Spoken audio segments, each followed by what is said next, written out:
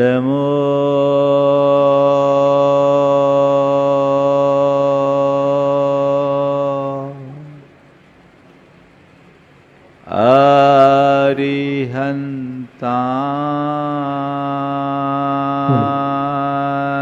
अरिहन्ताणं नमो अरिहन्ताणं नमो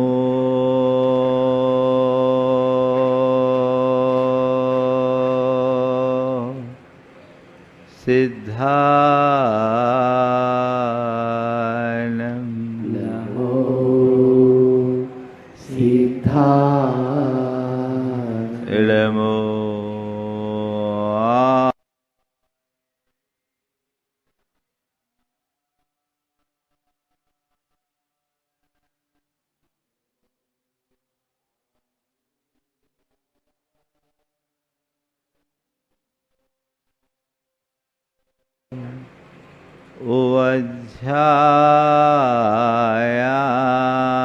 उवध्यायाणं नमो उवज्जायाणं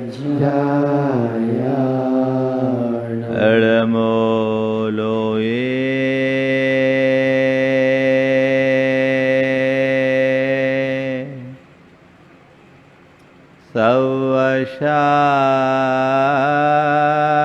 सवशाहुणं नमो लोये सवशाहुणं ऐसो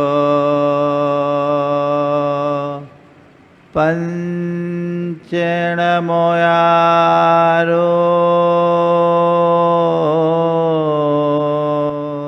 ऐसो पंच नमो यारो सवपावपणाशिनो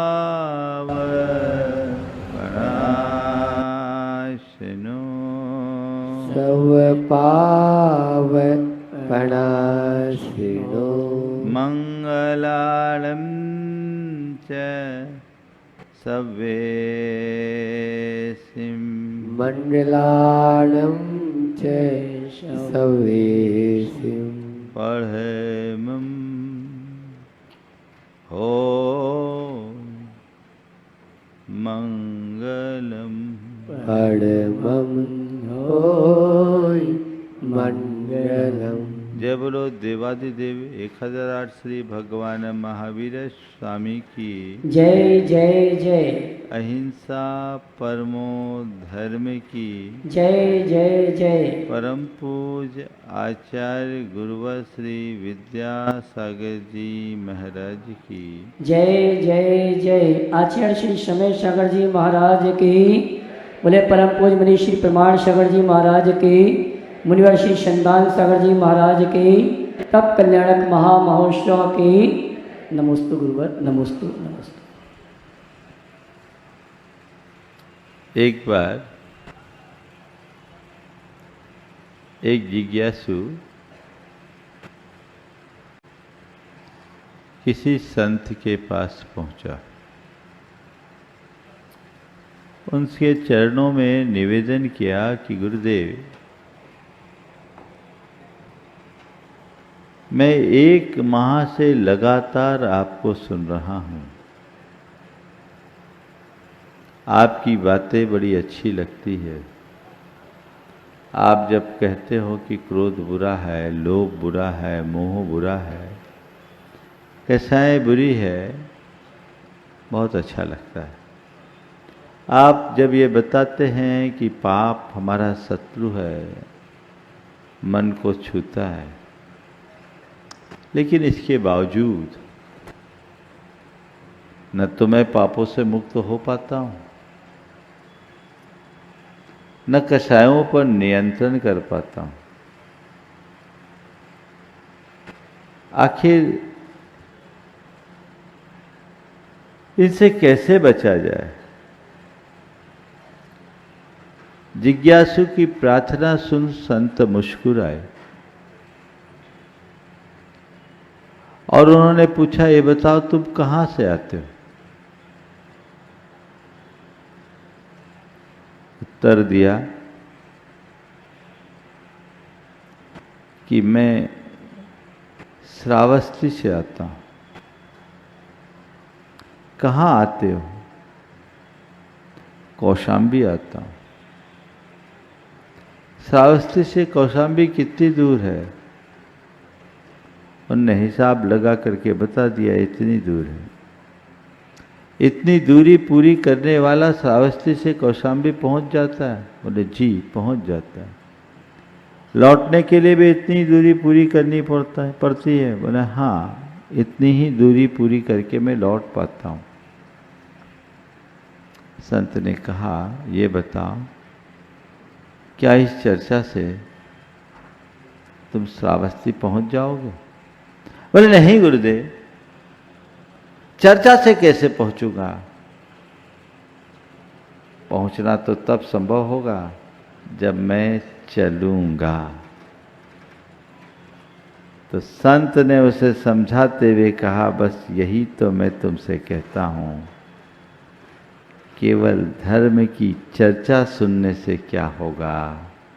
फर्क तो तब पड़ेगा जब चलोगे।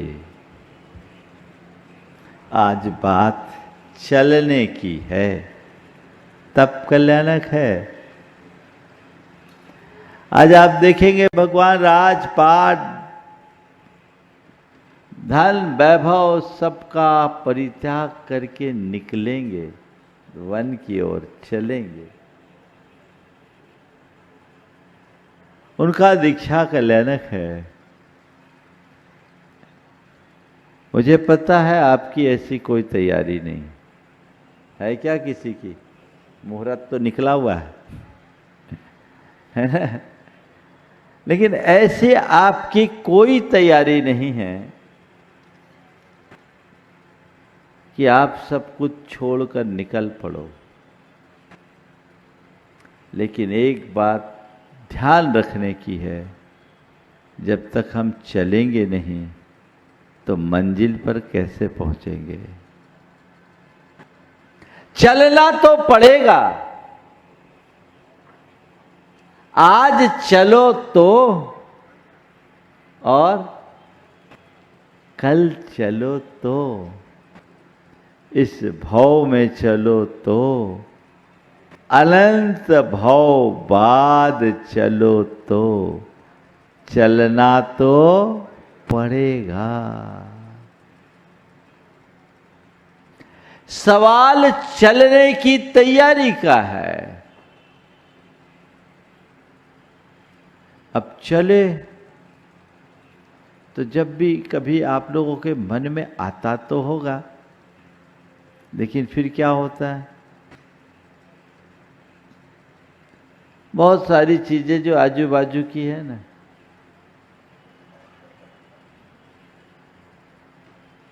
वो आपको जकड़ना शुरू कर लेती है। एक बार एक ने कहा, महाराज मेरा किसी से राग नहीं। थोड़ा स्वाध्यायी था और मुझे बता रहा था, महाराज मेरा किसी से राग नहीं है। हमने कहा बहुत अच्छी बात है, ये थोड़ा मोबाइल यहीं रख दो। बोले महाराज वो तो जरूरी, राग किसी से नहीं है, मोबाइल रख दो तो वो तो जरूरी है। कैसे काम चलेगा? ये मानसिकता हमें बदलनी होगी। अपने जीवन का ध्येय एक ही होना चाहिए, वह सर्वस्व त्याग।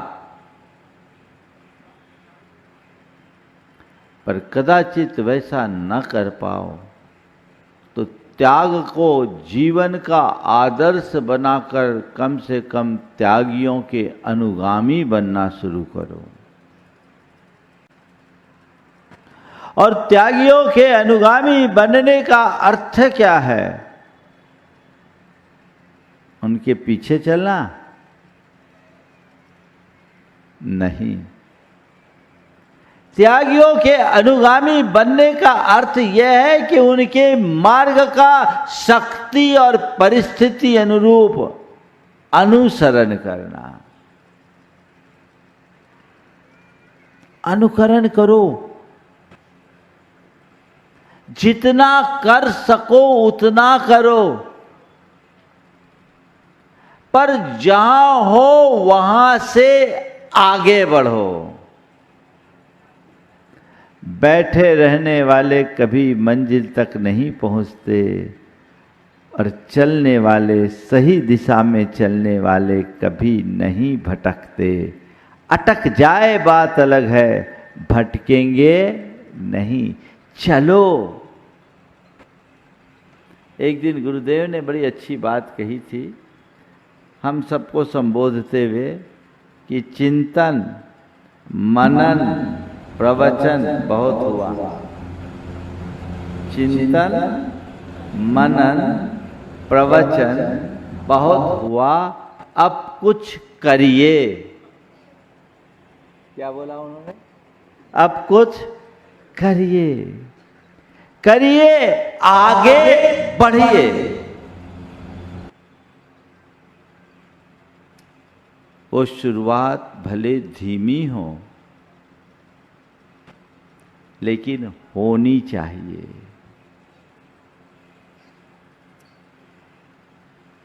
सवाल ये नहीं है कि आप 100 किलोमीटर की रफ्तार से चल रहे हैं या 10 किलोमीटर की रफ्तार से चल रहे हैं। देखना केवल ये है कि हम रुके तो नहीं हैं, चल तो रहे हैं। हर किसी की चाल अलग अलग होगी, चाल की चिंता मत करो, चलने की शुरुआत कर दो। दिशा सही हो, गति शुरू हो जाए तो व्यक्ति अपनी मंजिल तक पहुंच ही जाता है। हम सब मोक्ष मार्ग के अनुरागी हैं। हम लोग जब भगवान का नाम स्मरण करना शुरू करते हैं, माला जपना शुरू करते हैं, तो सबसे पहले क्या बोलते हैं? ओम सम्यक दर्शनाय नमः, सम्यक ज्ञानाय नमः, सम्यक चारित्राय नमः। इसका मतलब क्या है? ये मोक्ष मार्ग हमारा इष्ट है, यही हमारा ध्येय है। तो जिस मार्ग की हम आराधना करते हैं, उस मार्ग का अनुकरण किए बिना आगे कैसे बढ़ेंगे? चलना तो शुरू करें। बातें हम बड़ी ऊंची ऊंची करते हैं, काम क्या कर रहे हैं ये भी तो देखें। कहां से शुरुआत करना है आप सब तय कीजिए।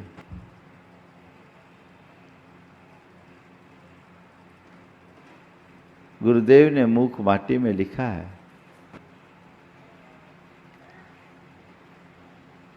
आवरण के सामने आते ही प्रायः नयन थम जाते हैं। आवरण के सामने आते ही प्रायः नयन नम जाते हैं और आचरण के सामने आते ही प्रायः कदम थम जाते हैं। सामने आवरण हो जाए, आंखें झुक जाएगी, और जब आचरण की बात आए कदम रुक जाएंगे। जबकि हमारा मार्ग आचरण की दिशा में कदम बढ़ाने का है। आगे बढ़िए, आगे चलिए, रुकिए मत।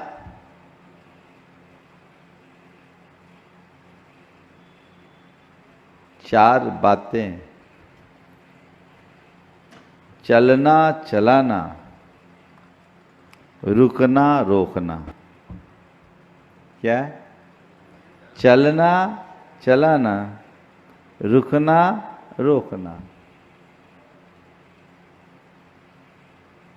आप लोग और हम लोगों में ज़्यादा अंतर नहीं। एक गृहस्थ कौन है जो खुद रुका हो और रोकने में आनंदित हो? और साधु कौन है जो खुद चले और चलाने में आनंदित हो? अब बिल्कुल विषमता है। आप रुकने और रोकने में आनंदित कर रहते हो और हम चलने और चलाने में आनंदित हैं। अब कैसे तालमेल बने? एक दिन गुरुदेव ने बड़ी बात कही कि जिसका तन रुका हो और मन चले वो गृहस्थ। जिसका तन रुका हो मन चले वो गृहस्थ, और जिसका मन रुका हो तन चले वो साधु। बस ये एक संगति बिठाइए। जीवन की दिशा मोड़ने की आवश्यकता और अपेक्षा है। हम चलना शुरू करें। और आज मैं आप सबको एकदम नीचे से ले जाना शुरू करता हूं। कहां से चलना शुरू करें? धर्म की कक्षा में प्रवेश करने वाले को सबसे पहला काम है कुलाचार का पालन। क्या बोला मैंने? कुलाचार का पालन। कुलाचार का मतलब क्या है?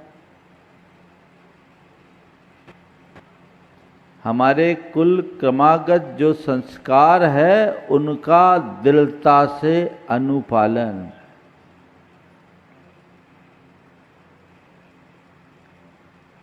मद मांस मधु का परहेज,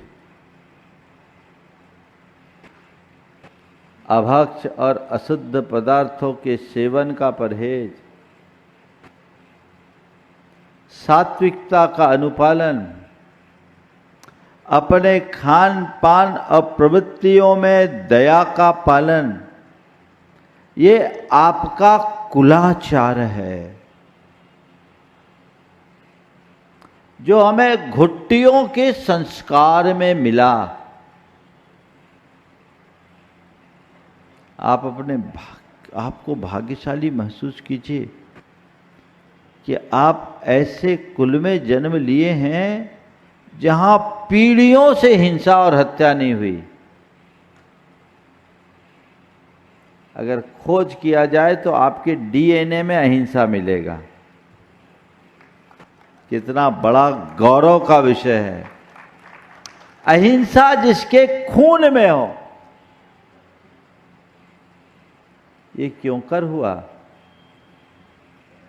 क्योंकि हमारे पुरखों ने उसे मेंटेन किया और हम तक पहुंचाया। अब हमारी जिम्मेदारी क्या है? हमारी जिम्मेदारी क्या है? आने वाली जनरेशन तक वो चीज पहुंचाना। ये जिम्मेदारी है कि नहीं है? बोलो थोड़ा जोर से। ये कैसे पहुंचेगी? जब हमारे अंदर होगी। आज के इस दौर में आधुनिकता के नाम पर यदि सबसे ज्यादा कुछ प्रभावित हुआ है तो वो हमारा कुलाचार हुआ है। अब आप लोग कुलाचार की खुल्लम खुल्ला उपेक्षा करने लगे हैं, ये कहकर अरे आजकल तो सब चलता है, सब चलता है कहकर अपने धर्म और संस्कारों को ही चलता कर रहे हैं। आप नहीं समझ पा रहे हैं कि ऐसा करके आपसे कितना बड़ा अपराध हो रहा है। आप अपनी पहचान खो रहे हैं, अपनी आइडेंटिटी को मिटा रहे हैं।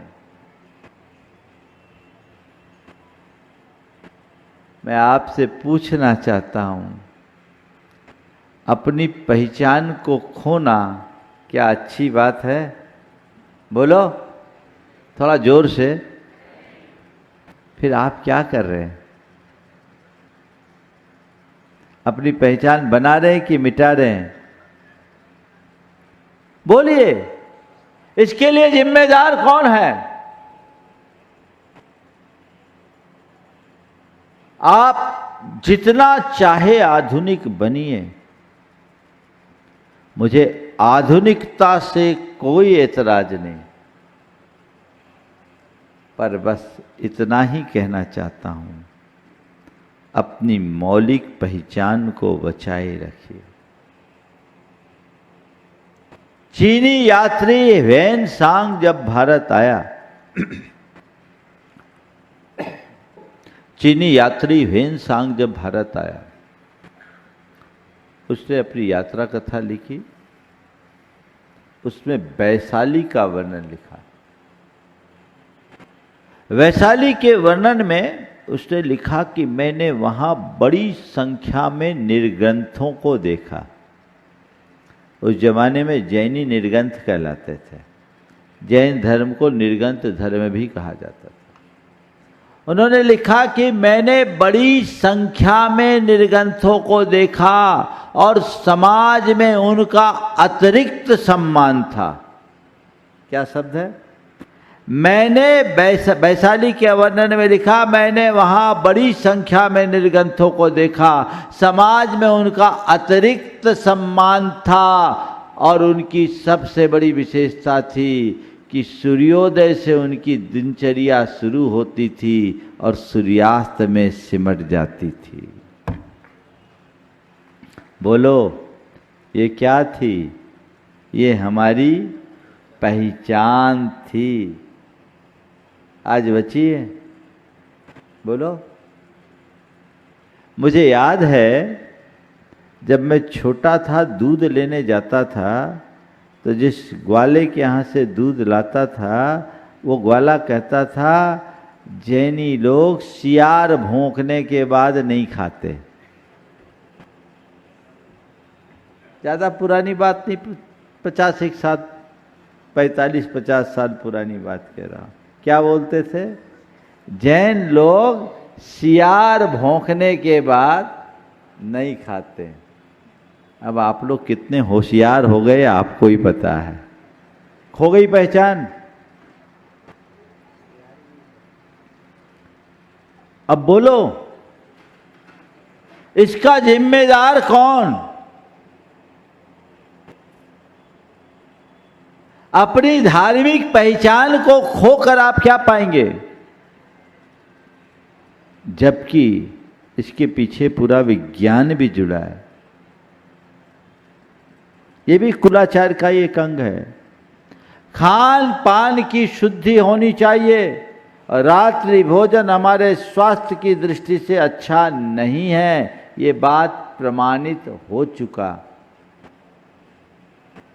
फिर भी आप अगर रात्रि भोजन से परहेज न कर पाओ तो कितनी बड़ी कमजोरी है। जहां चाह वहां राह होती है। सोच लोगे तो सब हो जाएगा। जब तक कर रहे हो तो कर रहे हो। यदि मेरी प्रतिबद्धता होगी कि मुझे ये चीज नहीं करना, तो नहीं करोगे। आज इस सभा में बहुत सारे लोग होंगे, हैं भी, जिन्होंने कभी मद्यपान नहीं किया, कभी मांसाहार नहीं किया, लेकिन आपको बहुतों के बीच उठना बैठना पड़ता है, क्लबों और सोसाइटियों में भाग लेना पड़ता है, लोग ऑफर भी करते हैं, लेकिन आप उसे अस्वीकार करते हो कि नहीं? बोलो क्यों? क्योंकि आपने तय कर लिया कि ये कृत्य मेरे अनुकूल नहीं है। आप उससे दूर हो गए और जिसको आप एक्सेप्ट कर लिए आप उसको पकड़ लिए। आज रात्रि भोजन आपके लिए सामान्य सी बात होगी, भैया चलता है। कल शराब भी सामान्य सी बात होगी और जिनके यहाँ चलने लगा उनके लिए यहाँ तो हो ही गया है।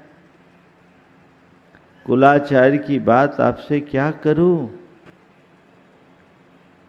मैं तो हमेशा कहता हूं, जब तक कुलाचार है तब तक सदाचार है। जहां कुलाचार खत्म वहां दुराचार पक्का। और ये चीजें धीरे धीरे आम होने लगी है। बहुत सारे कथित जैन परिवारों में मद्यपान की प्रवृत्ति आम हो गई। अभी कुछ दिन पहले एक घटना मुझे किसी ने सुनाई कि पिता की 25वीं वर्षगांठ में बेटा शराब की पैक चढ़ा रहा था, बाप बेटे दोनों मिलकर के पी रहे थे। ये किसकी बात कर रहा हूं मैं? ये आपकी समाज की बात कर रहा हूं। कहां जा रहे? दिल्ली की एक घटना सामने आई। शादी विवाह होते हैं, आप लोग गुरुओं के पास भी कार्ड रख देते हो आशीर्वाद की भावना से। आप सुन करके चौंक जाओगे। दिल्ली में एक मुनि महाराज के पास कार्ड गया, उस शादी के कार्ड में शराब की छोटी सी शीशी भी थी। आजकल ऐसा कार्ड आने लगा ना जिसमें वो भी रहता है। धोखे से दूसरों का कार्ड महाराज के पास आ गया। अब बताओ, अब महाराज के पास किसी ने कार्ड रखा तो मुनि भक्त ही होगा। और मुनि भक्त है या कम भक्त है, आप बताओ। क्या बात है? गुरु भक्त कहलाने वाला व्यक्ति जिसके परिवार में ये चीजें हो जाए, वो तो जैन धर्म का बंटाधार ही कर देगा। इस पर गंभीरता से विचार करना चाहिए। कुलाचार का दृढ़ता से पालन करे। महाराज बच्चे नहीं मानते, परिवार में कैसे करे? नहीं, बच्चों को एजुकेट कीजिए। आज के बच्चे परंपरा से ही चीजों को स्वीकार नहीं करते। उन्हें हमें युक्ति और तर्कना के साथ बात समझाना चाहिए। उनका मुंह बंद करने की जगह उनके हृदय में बोध जगाना चाहिए। उन्हें बताइए कि ये जो मद्य मांस मधु के त्याग की बात की जाती है, उसके पीछे का विज्ञान क्या है। रात्रि भोजन के त्याग की बात की जाती है, उसके पीछे का विज्ञान क्या है। शराब कितना विघातक है, इसे बताने की कोई ज़रूरत नहीं है। मांसाहार में कितनी हिंसा है और वो हमारे स्वास्थ्य के लिए भी किस प्रकार नुकसानदेह है, और उसमें हमारी संवेदनाओं का कितना ह्रास है, ये बात समझाना कोई कठिन नहीं है। शहद का जहाँ तक सवाल है, तो शहद के उत्पादन में कितनी हिंसा होती है, ये किसी से अनजानी नहीं है। तो जैन परंपरा में इन तीनों को अभक्ष की श्रेणी में रखा गया और कहा गया मद्य मांस मधु का त्याग तो बिना कहे होना चाहिए। मद्य मांस मधु और पंच उदंबर फल, ये 8 मूल गुण है, इनका त्याग करना। बड़ पीपल पाकर उमर कटुमर, ये बड़ पीपल पाकर उमर कटुमर के फल को खोलोगे तो हजारों कीड़े बिलबिलाते दिखेंगे। हम अहिंसा के अनुयायी हैं, हम इनका सेवन सपने में भी नहीं सोच सकते। बच्चों के हृदय में ये बात बिठाइए कि ये हमारे कुल के अनुकूल नहीं, न हमें करना है, न कराना है, न करने वालों को की अनुमोदना करना है। इससे बचिए। संस्कार पक्के होंगे तो कभी भटकाव नहीं आएगा। लेकिन खुद ही नीचे गिरोगे तो बच्चों को क्या उठाओगे? आम हो गया। शुरुआत से उनके अंदर ऐसे मजबूत संस्कार भर दीजिए ताकि बड़े होने पर उनमें भटकाव ना आए। आज का वातावरण कदम कदम पर पतित करने वाला है। एक बार मेरा प्रवचन हुआ और प्रवचन के तुरंत बाद एक युवक मेरे पास आया। फूट फूट के रोने लगा। वो लड़का इंजीनियरिंग कर रहा था और सेकेंड ईयर का स्टूडेंट था। उसने कहा, बड़े टूटते शब्दों में बड़ी मुश्किल से कह पाया कि महाराज जी मुझसे बड़ी गलती हो गई। ये क्या? बोले महाराज जी मैंने 2 बार शराब पी ली। उस बच्चे को देखकर मुझे बहुत आश्चर्य हुआ, क्योंकि उसे मैं बचपन से जानता था। बचपन से जानता था, वो 12वीं तक कहीं बाहर का पानी नहीं पिया और इंजीनियरिंग में जाने के बाद 2 बार शराब पी ली। मुझे दुख भी हुआ, आश्चर्य भी हुआ। बोले कैसे हो गया तेरे साथ? बोले महाराज जी सीनियर्स का बहुत दबाव था। रैगिंग के नाम पर पहले उनने मुझे बियर की ग्लास में पानी पिलाया। महाराज उनके प्रेशर में मैं पी लिया। फिर इसके बाद शराब में पानी में उनने 10 बूंद शराब डाल के पिलाया। बहुत प्रेशर था तो एक बार मैंने पी लिया, दूसरी बार मेरा मन डगमगा गया। मैंने सोचा एक बार एंजॉय करके देख लो कैसा लगता है। सो महाराज मैंने वो पी ली। तो एक बार 10 बूंद और दूसरी बार थोड़ी सी मैंने ली है। महाराज आज आपने प्रवचन किया, मेरा हृदय अंदर से कचोट रहा है, आप मुझे प्रायश्चित दें ताकि मैं इससे बच सकूं। ये भटकाव की निमित्त है। यह तो उस बच्चे का संस्कार अच्छा था जो कि संभल गया, आज ठीक है, व्यवस्थित है उसका जीवन। अगर थोड़ा संस्कार कमजोर होता तो बर्बाद होते देर नहीं लगती। इसके उलट एक दूसरा उदाहरण, सम्मेद शिखर जी में मेरे पास एक परिवार आया। उनका बच्चा बहुत ब्रिलियंट IIT कर रहा था और दोस्तों के चक्कर में फंसा, ड्रग एडिक्शन में फंस गया। पूरा एक स्कैंडल खुला जिसमें वो संलिप्त था। पूरा परिवार परेशान कि इसे कैसे रुके। फंस गया, बुरी तरह फंस गया। मैंने बातचीत में पूछा क्या हुआ, तो देखो माँ बाप की गलती कहाँ होती है। जब इसको वहाँ भेजा, रैगिंग चल रही थी, इस तरह की बातें इसको जब प्रेरित की जा रही थी, बच्चे ने घबरा करके बोला तो माँ बाप बोले हम लोगों से गलती हो गई। हमने कहा बेटा तुझे IIT करना है, थोड़ा टॉलरेट करो और थोड़ा एडजस्ट करो। हमारी ये उल्टी सीख इस बच्चे का पूरा भविष्य बर्बाद करती। टॉलरेट करो, एडजस्ट करो। धन्य है वह अपना माथा पकड़ करके बैठे थे, सिर ठोक रहे थे कि हमने कितना बड़ा कुकृत्य कर लिया अपने बच्चे के भविष्य के साथ खेलकर। काश अगर ऐसी स्थिति थी तो बच्चे को मजबूती देते, मैनेजमेंट से जाकर के शिकायत करते, उसके लिए संबल देते, और कदाचित ये संभाल पाना संभव नहीं था तो बेटे से कहते बेटे तेरी पढ़ाई हो या ना हो, हमें तेरे चरित्र की जरूरत है, तू वापस लौट जा, हमें ऐसी इंजीनियरिंग की कोई जरूरत नहीं।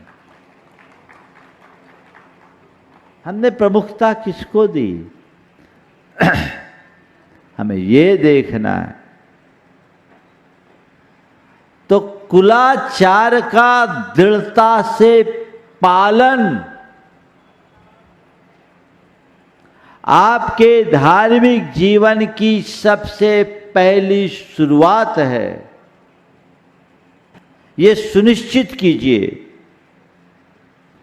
कि मैं अपने घर परिवार में कुलाचार से कोई कॉम्प्रोमाइज नहीं करने दूंगा, और ये चीजें थोपेंगे नहीं, बोध जगाएंगे। कुरल काव्य में एक बड़ी ही अर्थपूर्ण बात लिखी। वहां लिखा है कि धरती की उर्वरता का पता उसमें बोए गए बीज से लगता है। धरती कितनी उपजाऊ है, बीज बोते हैं, उसमें उगने वाली फसल से लगता है कि धरती कितनी उपजाऊ है। तो धरती की उर्वरता का धरती की उर्वरता का पता उसमें उगने वाली फसल से लगता है। वैसे ही मनुष्य के आचरण से उसके कुल का पता चल जाता है। आप देखिए, आज आप लोग एयरलाइंस के माध्यम से एक जगह से दूसरी जगह जाते हैं, 5 स्टार होटलों में रुकते हैं, आपको जैन फूड अलग से ऑफर किया जाता है, जैन थाली अलग से ऑफर की जाती। किसके बदौलत? बोलिए, ये क्यों मिल रही है? बताइए। हाँ, आपकी प्रतिबद्धता के परिणाम स्वरूप मिल रही। और जैन होकर के भी यदि आप खुद उसकी उपेक्षा करोगे तो चीजें आगे चल पाएगी क्या? बोलो, ये जिम्मेदारी किसकी है? इसे प्रमोट करना चाहिए कि नहीं करना चाहिए? छोटी छोटी बातें, हम आप दीक्षा कल्याणक में राग वैराग की बात तो क्या करें, वो तो मध्याह्न में देखूंगा, लेकिन कम से कम कुलाचार पर तो दृढ़ता रखिए। इसमें कोई कमी मत होने दीजिए। दूसरी बात, जीव दया का अनुपालन। हमारी हर प्रवृत्ति में दया होनी चाहिए। हमारे धर्म का मूल तत्व दया है। धर्मस्य मूलम दया। आज दया भाव महज औपचारिक हो गई, दया भाव महज औपचारिक बन गया। अब आप तो किसी भूखे को 2 केला देते हो तो उसको भी फेसबुक और व्हाट्सएप में पहले दिखाते हो। अंदर की जो संवेदना है वो दिनों दिनों विलुप्त हो रही है।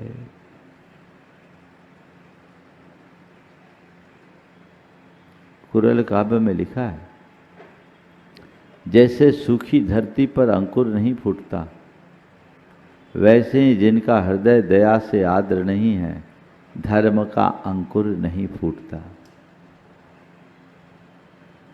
अंदर दया भाव को भर के रखिए।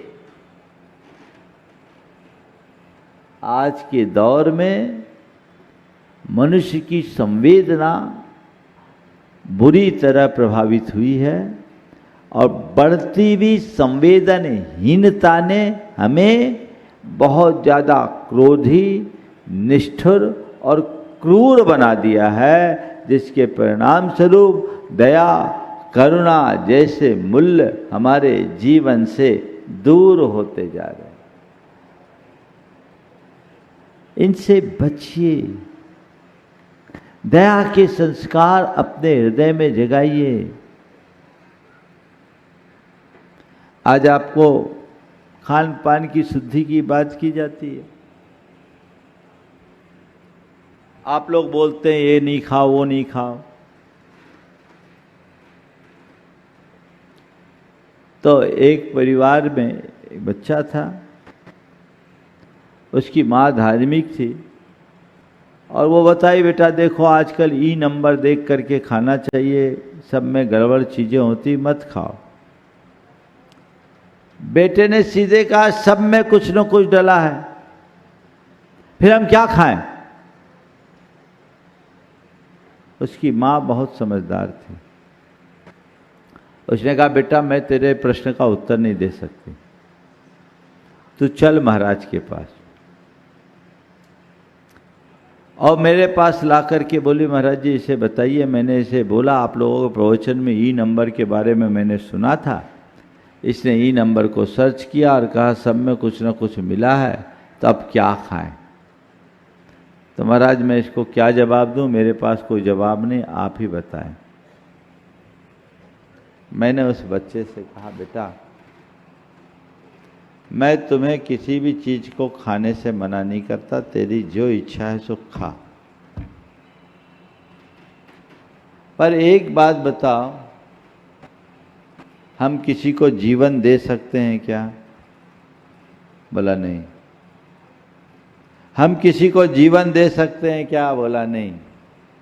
तो फिर हमें किसी का जीवन लेने का हक है? बोला नहीं। हम किसी को जीवन दे सकते हैं क्या? बोला नहीं। हमने कहा फिर हमें किसी के जीवन लेने का हक है? बोला नहीं। तो हमने कहा देखो भाई, जिन चीज़ों को खाने का निषेध तेरी माँ ने कहा किया है,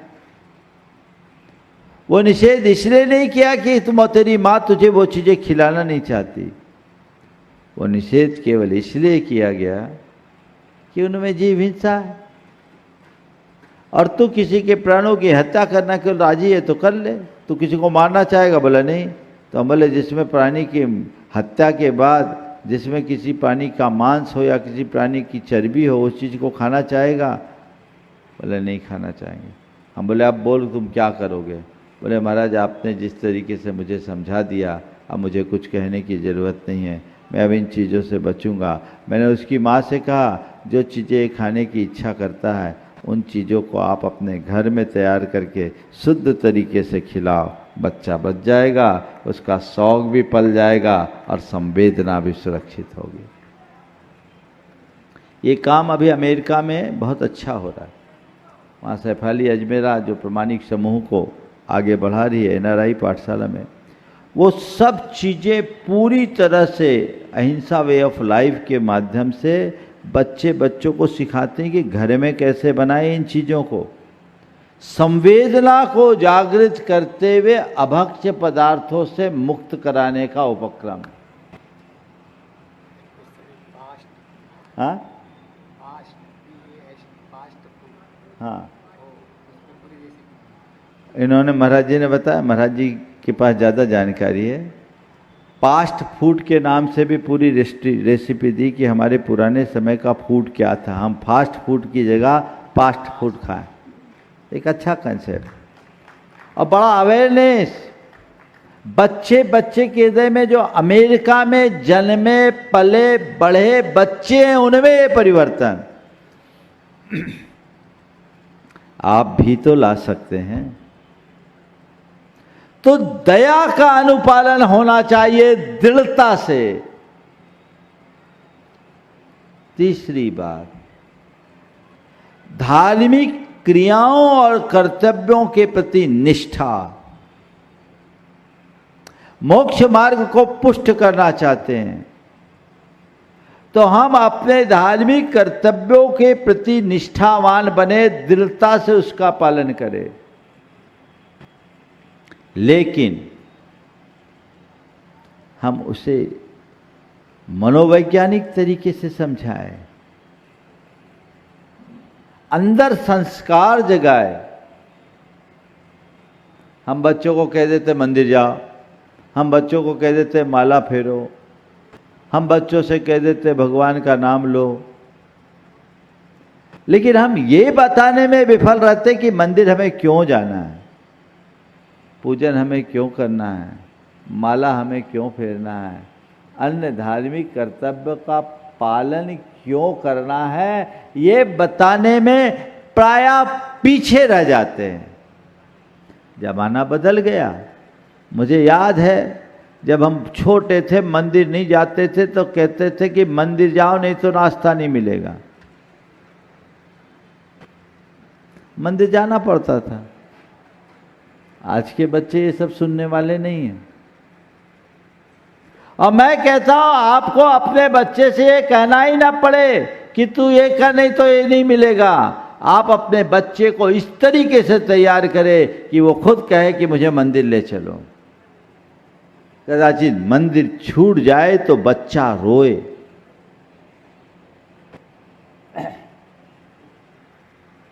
वही उसके अंदर ऐसा भाव बोध जगाइए, ऐसे संस्कार जगाइए, मंदिर को जीवन का अंग बनाइए, उसके दिल दिमाग में ये बात बिठाइए कि मेरे जीवन में मंदिर का कितना महत्व है। बदली हुई जीवन शैली के कारण आप रोज मंदिर नहीं जा सकते।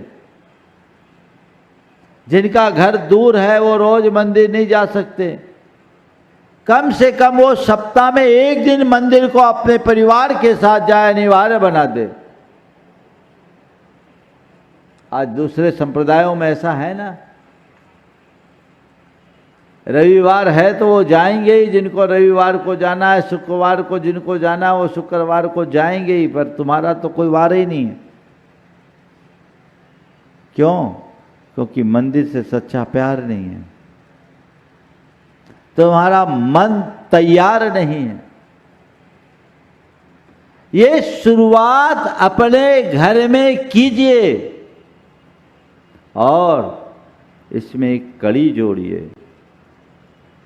हम कोरे रिचुअल की बात न करें, स्पिरिचुअल साथ में रखें। आध्यात्मिकता से जोड़ करके चीजों को जोड़िए, लोगों में अवेयरनेस आएगी और लोग अपने धार्मिक कर्तव्यों के प्रति जागरूक बनेंगे, दृढ़ता से उनका अनुपालन करने के लिए उत्साहित होंगे। और एक बात और मैं कहता हूं, हमारा मंदिर केवल हमारे धार्मिक क्रियाओं का ही केंद्र नहीं है, अपितु धार्मिक, सामाजिक और सांस्कृतिक गतिविधियों का भी केंद्र है। आज जैन समाज इतनी एकजुट क्यों दिखती है? केवल इसलिए कि समग्र जैन समाज अपने मंदिर से जुड़ी हुई है।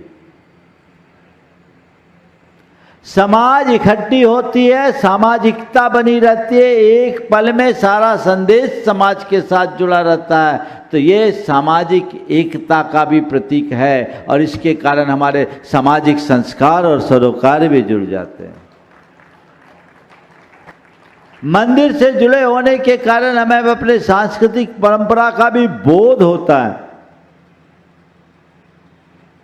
इसलिए हमें पूजा पाठ, मंदिर और अन्य धार्मिक कर्तव्यों की महत्ता को समझते हुए न केवल स्वयं स्वीकार करना चाहिए, अपितु औरों को भी उसके प्रति प्रेरित करना चाहिए कि ये कार्य तो होना है, हमें करना चाहिए।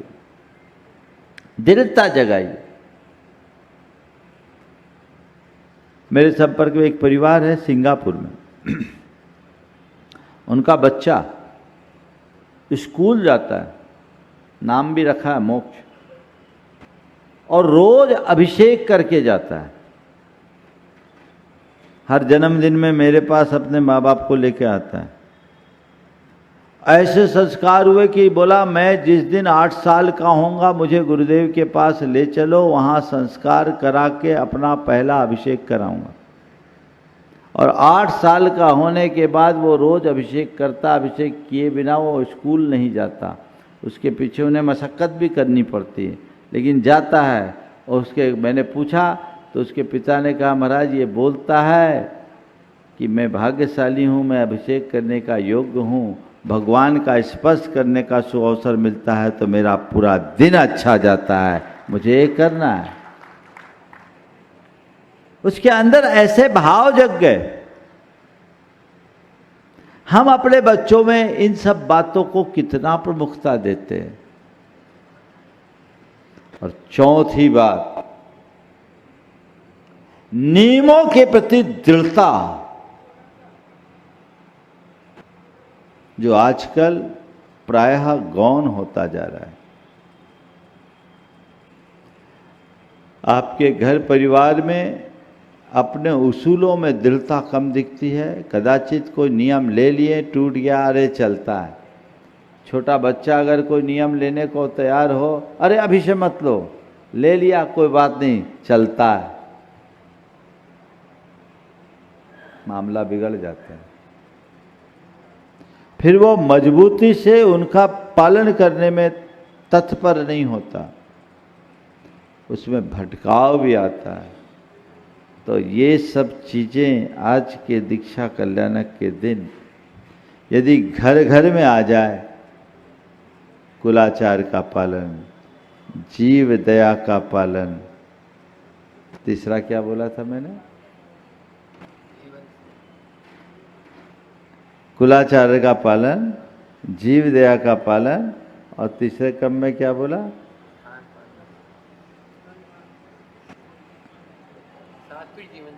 नहीं, अच्छा शब्द था, चलिए आएगा भी। नियमों में दृढ़ता, अंदर संवेदनशीलता जगह है, तो चीजों धार्मिक कर्तव्यों के प्रति निष्ठा, कुलाचार का पालन, जीव दया का पालन, धार्मिक कर्तव्यों के प्रति निष्ठामान बनाए और नियमों के प्रति दृढ़ता बनाए। आपका घर सुदृढ़ होगा। अपने जीवन में इन सब बातों को जोड़िएगा तो आगे बढ़ पाइएगा। मैं सभी से कहना चाहता हूँ, पहली क्लास में मत रहिए, आगे बढ़िए।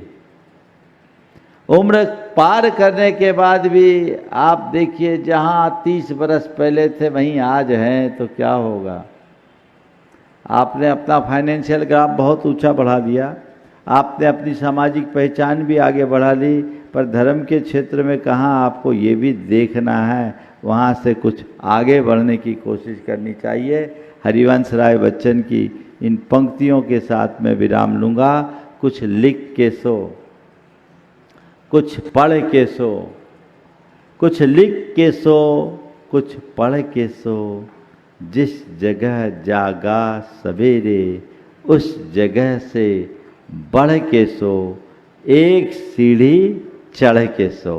कुछ लिख के सो, कुछ पढ़ के सो, जिस जगह जागा सवेरे उस जगह से बढ़ के सो, एक सीढ़ी चढ़ के सो। सभी एक सीढ़ी चढ़ने की तैयारी कीजिए, आगे बढ़िए, ताकि हम अपने नर भाव को सफल और सार्थक बना सके, अपने धार्मिक जीवन को पुष्ट कर सके।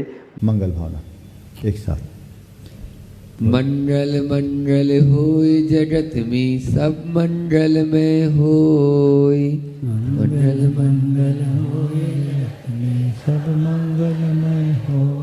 इस धरती के हर प्राणी का मन मंगल में होय, इस हर प्राणी का मन मंगल में हो।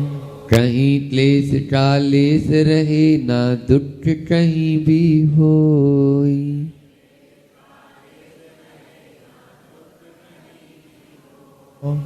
मन में चिंता भय न सतावे, रोग सोच नहीं होय।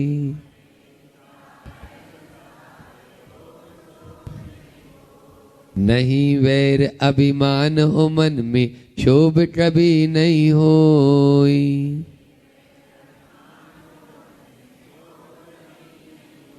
मैत्री प्रेम का भाव रहे नित मन मंगल में होय। मैत्री प्रेम का भाव रहे नित मन मंगल में होय। मंगल मंगल होय जगत में सब मंगल में होय। मंगल मंगल होय जगत में सब मंगल में होय। इस धरती के हर प्राणी का मन मंगल में होय। इस धरती के हर प्राणी का मन मंगल में होय। मन का सब संताप मिटे अरु अंतर उज्ज्वल होय। मन का सब संताप मिटे अरु अंतर उज्ज्वल होय। राग द्वेष और मोह मिट जाए आत्म निर्मल होय। राग द्वेष और मोह मिट जाए आत्म निर्मल होय। प्रभु का मंगल गान करे सब पापों का क्षय होय। प्रभु का मंगल गान करे सब पापों का क्षय होय। इस जग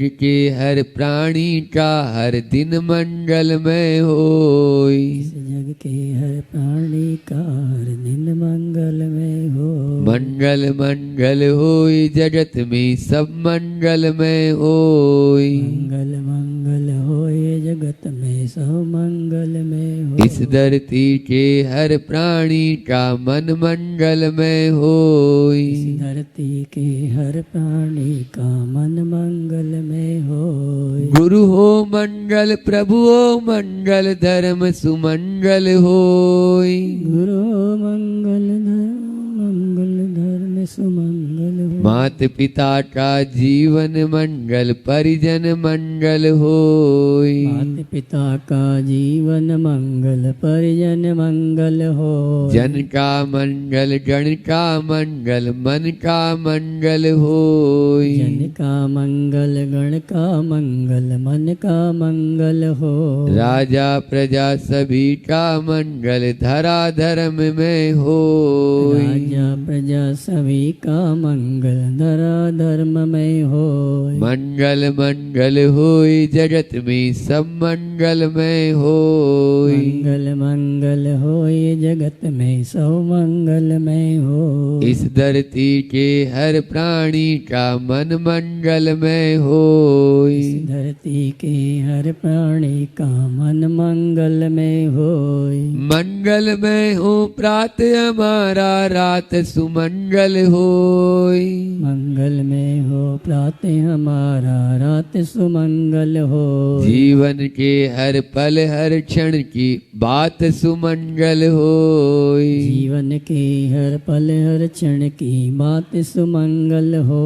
घर घर में मंगल छा जावे जन जन मंगल होय। घर घर में मंगल छा जावे जन जन मंगल हो। इस धरती का कण कण पावन औ मंगलमय होय। इस धरती का कण कण पावन और मंगल में हो। मंगल मंगल होय जगत में सब मंगलमय होय। मंगल मंगल होए जगत में सब मंगल में हो। इस धरती के हर प्राणी का मन मंगलमय होय। इस धरती के हर प्राणी का मन मंगल में हो। सब जग में मंगल बड़े सब जग में मंगल बड़े टले अमंगल भाव। टले अमंगल भाव है प्रमाण की भावना हे प्रमाण की भावना। सब में हो सद्भाव। सब में हो सद्भाव। बोले परम पूज्य मुनि श्री 108 प्रमाण सागर जी महाराज की।